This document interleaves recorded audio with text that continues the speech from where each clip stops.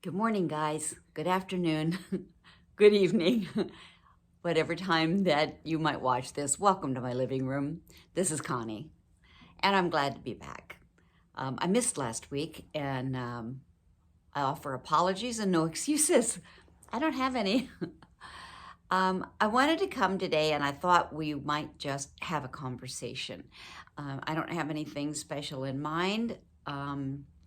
Just kind of things that have been going on and ups and downs, and see where all you guys are. So it's been a couple of weeks, and so last weekend, if you're not on my Facebook group, you don't know this. If you are, you do. But it was kind of fun. Last Friday night, I have 6 grandchildren with my youngest daughter, Sherry. She's 53. And her kids range from age 13 to 22. And last Friday night, Bob and I were out taking a walk around the community, which we try to do most nights. And I came home, and Sherry was standing at my back door, which I had locked. And so I opened the door, and she came in, and I said, "What are you doing here?" It was like 8:45 on a Friday night. I'm like, "What are you doing here?" She said, "Oh, I just drove by and thought I'd come in and say hi." And so she came in and sat down, and we visited about absolutely nothing for 5 or 10 minutes. And Bob had come in too, so the 3 of us were sitting there talking. And all of a sudden, my back door opened, and in walked one child, another one. And I'm looking, I said, "What are you guys doing? Who all's here?" And they're coming in, and they've got pillows, and they've got blankets. And so they all came inside, and they had the most adorable grins on their faces. It was just absolutely precious. And so they came in, and they said, "Well, we've come to spend the night with Grandma." And I tell you, my heart could have just burst. I was so thrilled. I was so excited. And so they brought some of their favorite things that they remembered. Dakota loves popsicles, and so she brought her popsicles. This looks a little crooked. Sorry about that. So she brought her popsicles. 2 or 3 of the other kids, 4 of the other kids, they like they like frozen waffles at my house. And so let's see, what else did they bring? They brought popsicles, frozen waffles, and popcorn. So we had popsicle. Soon as Sherry said, "Well, I'm leaving now," she just stayed long enough to take a video and take some pictures of them coming in the door, and it was just adorable. And then all of a sudden, Bob's like, "Whoa, I'm overwhelmed. See you guys, have fun, have a good night." And he left. And then Sherry left about 10 minutes later. And so even before Sherry left, the first thing we had popsicles. And there's Sherry calling, and I'm going to let that go for just a minute so I can share this with you, and then I'll call her right back. So we had popsicles, and then when Sherry left, we started popping popcorn, and they're like, "Well, what are we going to do?" Because, they're like, half of them are adults now. And so they said, well, Phoenix says, "Well, we're going to watch the 11 o'clock news." Because that's what he remembered, because Gar had the 11 o'clock news on every night. And so they used to have to watch that whether they wanted it or not. And so then a couple of them and myself said, "Well, let's tell stories." And I chimed in on that one. I said, "Yes, let's tell stories." Because the youngest 2 and I have told stories a lot when they come over to spend the night. And a lot of times I will put them to sleep just telling stories of experiences of the family. It was kind of fun. So my oldest daughter wandered in here, and so I followed her, and then a couple of others followed us, and then two of them came in, Dakota and Peyton, 14 and 20, and they came in and they brought their pillows and blankets in here. And they laid down because this is carpeted, that one is hardwood. And they laid down on here and they were out in like 10 minutes, but everybody else was up. We sat in here and I had the most fun telling stories. And I really ended up telling the majority of the stories was about Sherry when she was about 8 or 10 years old.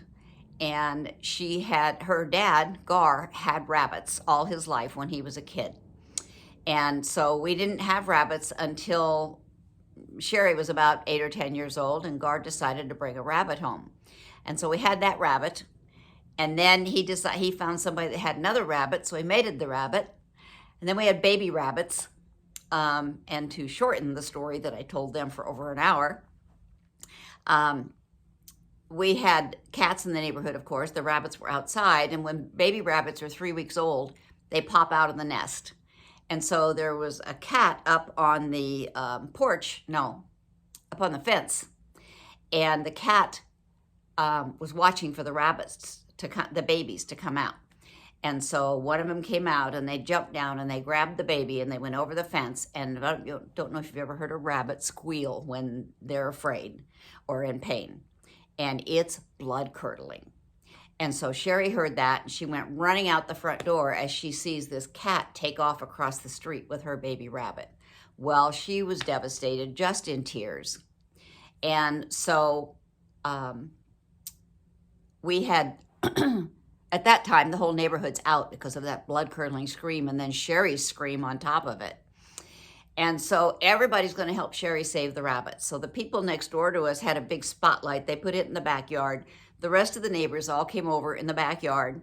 And Gar went, we had a big bougainvillea bush where they were. And so Gar went under the bougainvillea bush and he's grabbing the rabbits. And we got a human chain of people.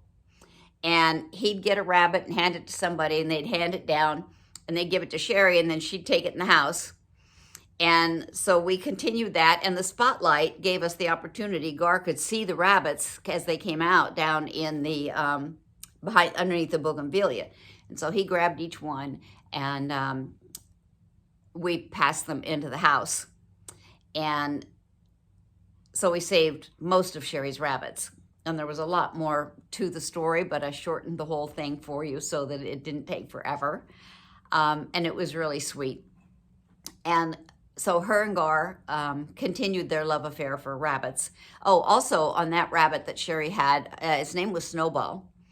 And there was a time when the kids were little and money was tight, and Gar had some coupons, and everybody, all the animals, ate cat food, Purina cat food, because he had coupons for it.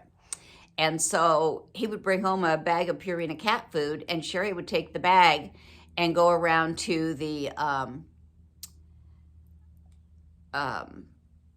sorry, being distracted.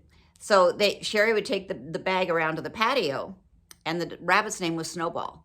And she'd call for Snowball, "Snowball, come here, Snowball." And Snowball would come running from wherever she was and come running around, and Sherry would put the bag down and say, "Open the bag, Snowball, open the bag." And Snowball would rip the bag open, and then she could feed all the animals. And to end this story, we also had, and I don't know how we got them, but I'm sure it was Gar. We ended up with, I think we had 2 ducks, and then we got a 3rd duck. And they were Anna Marie, Hilda were the females, and Lightning was the male. And so everybody ate the Purina cat food, including the ducks. And so then over on the side yard, Gar built a small little pond about that big by that deep and wide, and then about 6 inches deep probably. Just enough for the ducks to have some water. So he filled that all the time for them. And then the ducks had babies. And so then we had to rescue the ducks. I don't remember why. I just remember rescuing the ducks. And so we had to gather all the babies up, one or two at a time, and take them in the house and kind of like incubate them. I don't remember a lot about that story, but just some fun, fond memories. And I didn't realize, like I said, I had no plans when I started this video, and I did have some other things I was going to share with you, but this one was adorable and precious and sweet.